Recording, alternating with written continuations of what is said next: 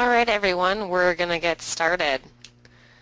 Good morning and welcome to our first webinar of 2017.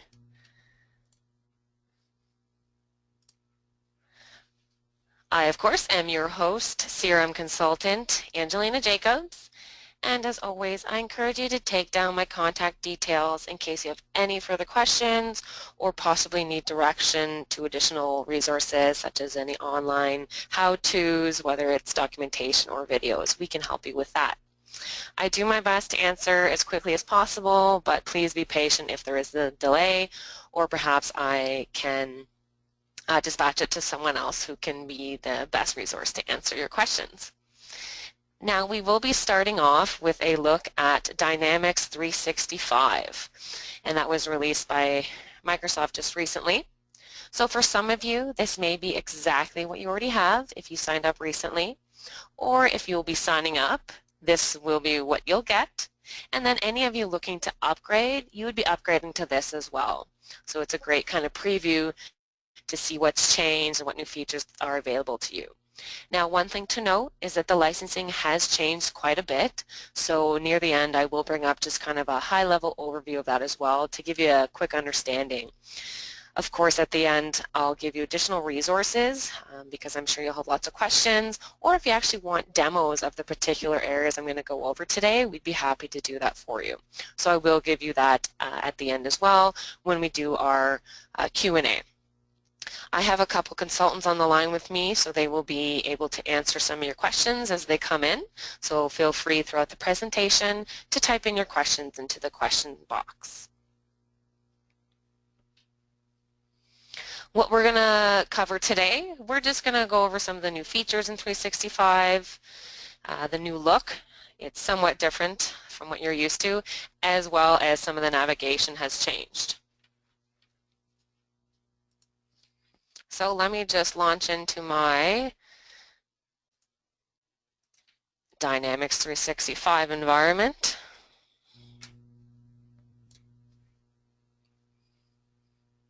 And what you see here should be new to most of you unless you already have Dynamics 365. So what you see here is my home page. And depending on the licensing and security permissions, this could look different to others, so always keep that in mind. What you're seeing here versus what you might see in your instance could differ slightly. And what this is showing me, it's the apps that I have access to. So the terminology has changed a little bit. So they're now apps, which are kind of the high-level menu and areas of access in your CRM or Dynamics 365. So sales and customer service should be familiar to most of you. You'll see here sales, customer service. But you'll also see some additional apps that have been included here. So these include field service, just show you the whole thing here, as well as project service automation. Now, if I click on a specific app, it will launch into it, and I will only have access to the areas of that app. So for instance, if I want to go into sales, it brings me into sales. You'll see here I have, by default, my marketing dashboard showing up. And the menus change slightly. So I can use the arrows to switch between areas in my CRM and between apps here.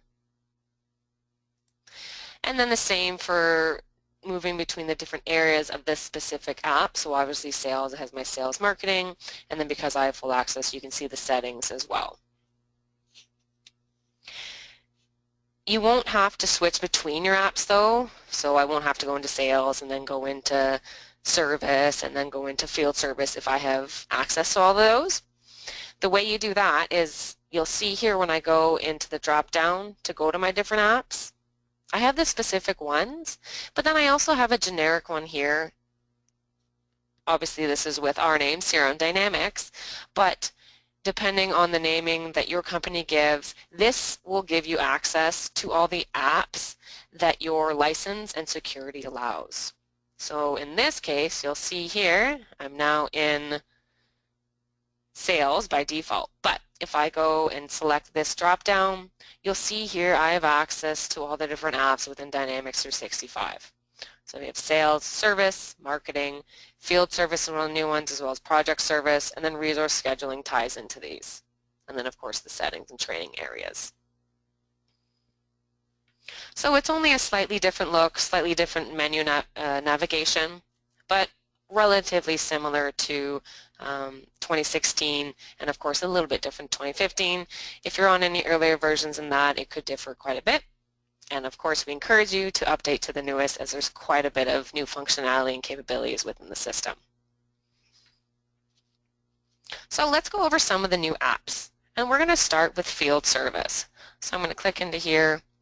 And you'll notice there are some of the similar sales entities. So there's accounts, contacts, you have your leads and opportunities. Now there's a bunch of different service and work order and scheduling areas.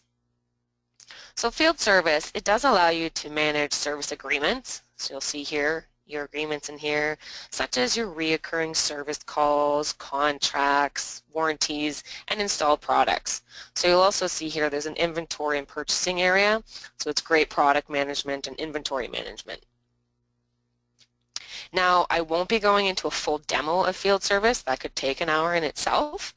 So this is really just a quick overview in case this is something of interest to you. And again, at the end, I will show you a contact that you can communicate with if you are looking for a demo and further information on this. Now, it does offer wonderful dispatching features. So the right resources are used effectively and efficiently. So you'll see here, this should be new to you guys. It's a schedule board. If I open this up, you'll see I have kind of some technician lists and other resources. And let's say for today, it looks like I got a few guys out in the field, and you can see the duration. Obviously this is just for today, the 19th, but you could look at different views of the calendar. So you can actually see what resources are booked when, and then if you hover over some of these things, you can also look at what they're working on. So you'll see here in this work order, it says work order 3, so I can actually click on this, and then it ties in with the work orders. So you'll see here I've got a work order screen. I'll make this a bit larger for you.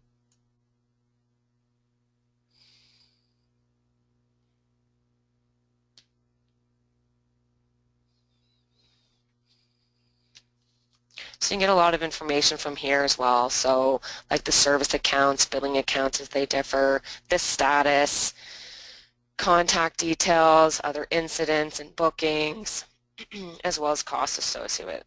So there's a lot of capabilities within here just for field service. And it's also great for managing your technicians and staying on top of your accounts as well as the service delivery. Now what you don't see here is the mobile capabilities as well.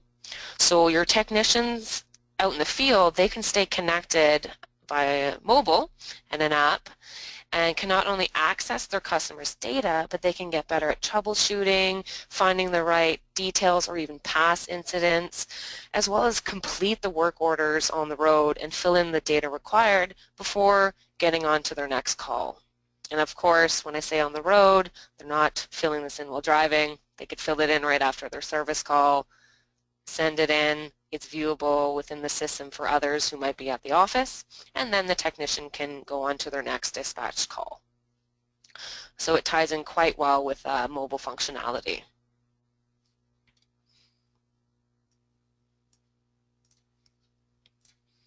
So just to give you another quick overview of the field service menu, this here is what I'm referring to when I talk about the work orders, your dispatching, so knowing your schedule board, which is in the background of my screen, resource booking, so that's being able to book the actual resources that are available and qualified to do the work, your agreements, so contracts, other agreements, warranties you have. This also can tie in with some of your billings, so if you do want to use this system for that, it's great because it ties in with the contracts you already have in here, as well as the technician's time and any materials that they put into it, so that that cost can be tracked. And then again, your inventory management is all up in here. So moving on to project service automation, another new piece in Dynamics 365. Again, project service and field service, they do share some of the same entities within here, as well as have a few differentiating ones. So project service automation, it's really a great project planning, resource scheduling, and billing app. So it does tie in with your sales activities like you saw in the others, so leads, opportunities, quotes. So really your sales process can go from winning the sale right into populating the requirements of the project. So you can include, I'll go right into projects here. You can include project-based line items in your projects. So these are things like your consulting time, maybe system design and implementation, which can be time and materials or fixed price, along with the product-based line. So that could be like selling licenses or specific products. So it's including kind of two line items to be included not only in your quotes, but also then in the project that comes out of it. So I'll open up one here just for an example. So I'm opening up a project. In here you'll get obviously your general details, who the project's for, any pricing, contracting unit, so this is kind of the organizational unit that's taking care of this. You can see there's some estimation details here, so start dates, the cost, as well as the actual. So it's great for tracking and reporting on. You'll also see here as I scroll down there's a team. So this is clearly marking all the members that are part of this project as well as their roles. So you can see I have quite a few developers on here, consultants, project managers would be on here, and then you can also see their booked hours. So this is great for resource booking and management. Now part of this project is all the related pieces to it. So if I go up to the top, you can see the work breakdown structures. So just a quick peek at this. You can see I have a little breakdown here. So we've got kickoffs, we've got design, discovery, and you can see then on the right side your chart that reflects that. So this is great for project planning and resourcing. There's other modes you can see of this, so you can see start dates, end dates, but then also if I go into some of the project tracking,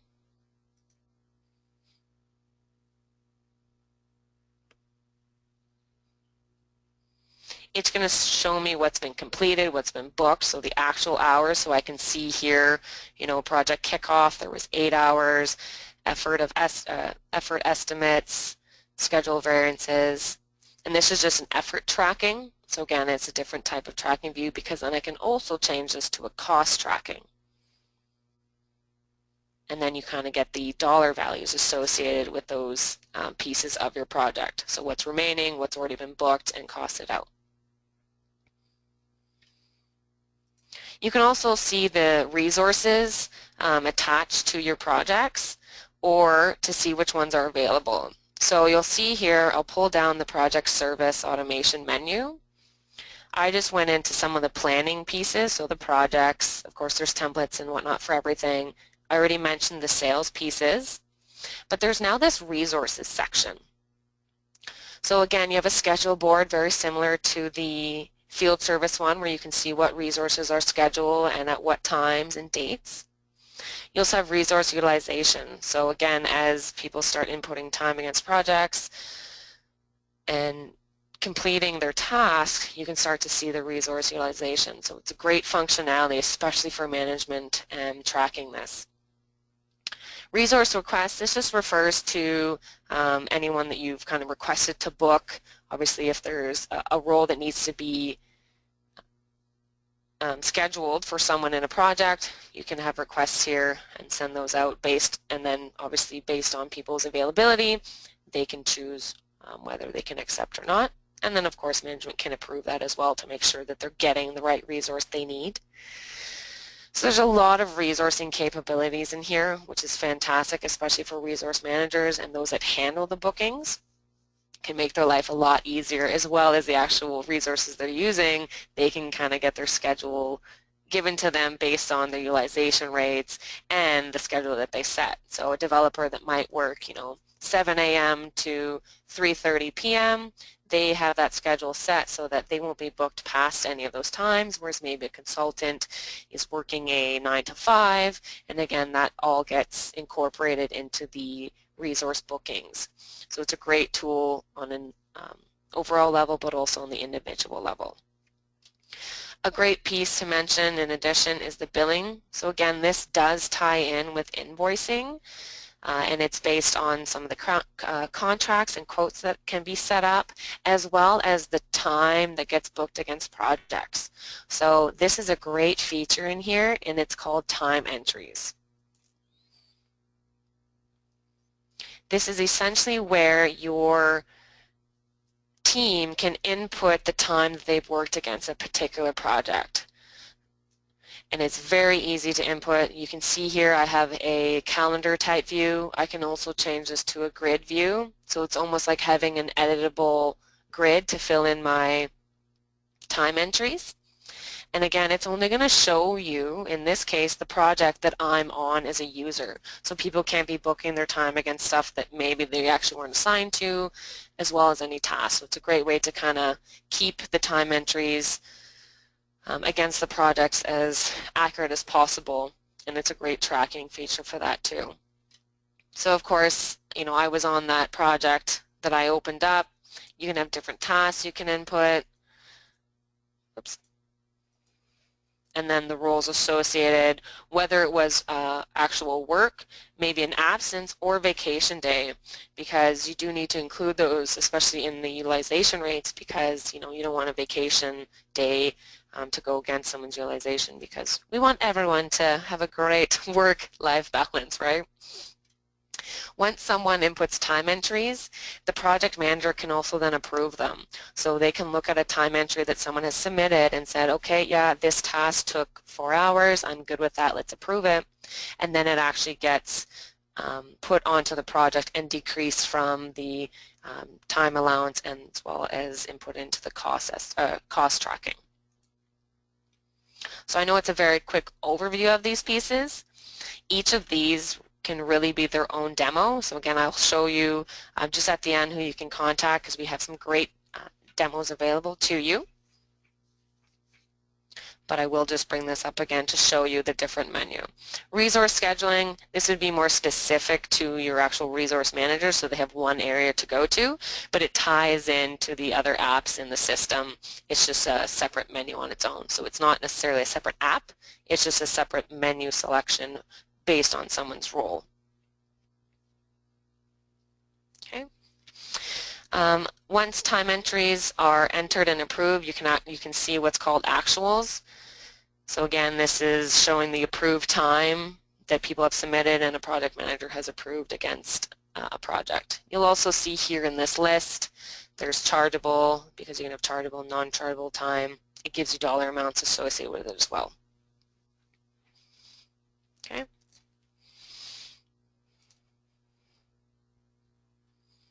Now, one thing I will bring up as well is the licensing guide. Because the licensing has changed quite a bit due to these different apps that are now included in Dynamics 365.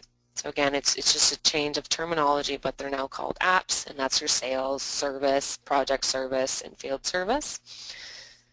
Let me just bring that up for you on the screen, and we can just have a quick overview. I'll try and I'll zoom in a bit in case it's not as visible. There we go. So when you're looking at licensing for Dynamics 365, you do have this new piece here called team members. And why it's new is because, one, it's much cheaper license to acquire, and it's just limiting the type of work that user does. So a lot of times team members are the ones that are, they could go in on a daily basis, but they're, maybe updating some records. They're doing limited work, maybe creating some new records here and there. They're not doing any system customization or anything like that. They're just kind of your basic users of the system. And obviously, depending on which app and area you want them to be in, it would just be a matter of setting that security role to them and access. What you see here though is licensing associated to the apps that I mentioned. So you have sales, you have customer service, field service, project service, and then you have your plan 1. So to start, plan 1 covers all. So if you have the plan 1 licensing applied, you'll have access similar to how what was shown in my instance. You have access to all those different apps. But let's say you only are using the sales pieces of Dynamics 365 now. So you only need that sales and maybe marketing menus available to you. You would then only really need the sales license applied here. It gives you access to all those areas of the CRM of your Dynamics 365. But it also then gives you, if you wanted to, have that system administrator or system customizer roles. So again, if those are the only areas you want to have access to, you can still then have the security role that allows you to customize that area. It just means you won't be customizing service or field service or project service. You'll only be able to customize the areas within the app that you have access to. So the same goes customer service. Customer service license gives you just the customer service app, meaning you can do cases, support, SLAs, that type of thing. And you can customize it as well, but you'll only have access to customize the pieces that would be included in the customer service app. Team members, again, it's a much cheaper license for you to get for your kind of basic daily users who won't customize, but will just be going in, making new records, updating existing ones, so forth. So if you are interested, I can send out this high-level design. Just shoot me an email or contact our sales if you just need kind of a quick understanding of what access they get based on the licensing up here.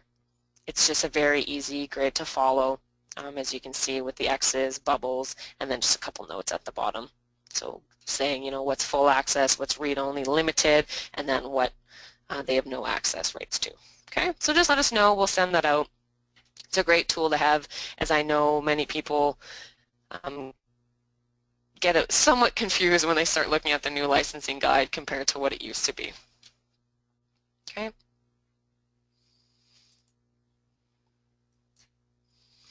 Now I will bring up on the screen here, back to my slide. I want to put this on the screen so you guys can capture this information, write it down. If you are interested in any of the field service and project service automation areas of Dynamics 365, please contact Pierre. I have his email here. You can send him an email if you're looking for more information, maybe a demo, and just to get more granular into those new apps. Also, for any licensing questions or other inquiries, you can contact Brendan. Email here. So please take a note of these, send them an email. They're great guys. They're happy to help. One thing to mention as well, if you are interested in kind of having a peek of Dynamics 365, I recommend you request a trial version from Microsoft. I believe it's just 30 days, and they have trial licensing you can apply, so you can actually see all the different areas like what I went through today with you. So it's kind of a great way for you to at least poke around, have 30 days, see if it's something you want and would use before you buy, right?